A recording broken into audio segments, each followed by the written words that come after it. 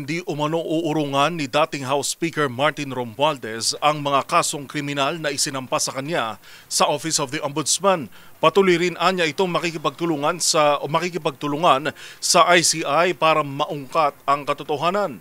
Ang mga detalye sa pagtutok ni Milky Rigunan. Harapin ni dating House Speaker Martin Romualdez ang isinampang kaso sa kanya sa Ombudsman na plunder at indirect bribery kaugnay na maanomalya sa flood control projects.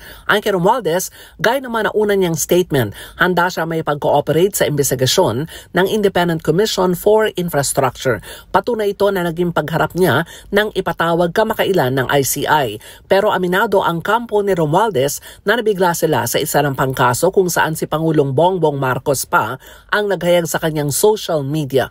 Matatandaan sa press con noong nakaraang linggo ni Pangulong Marcos, wala umano pa sa direktang nag-uugnay sa kanyang pinsan sa flood control scam at maging sa budget insertions. Kung meron man, hinamon pa noon ng Pangulo na magpresenta ng mga ebidensya. Samantala umaasa ang dating House Speaker na magiging patas ang investigasyon at handa siyang may pag-cooperate para lumabas ang mga katotohanan. Para sa MBC TV Network News, ako si Milky Rigunan, una sa Pilipinas, una sa Pilipino.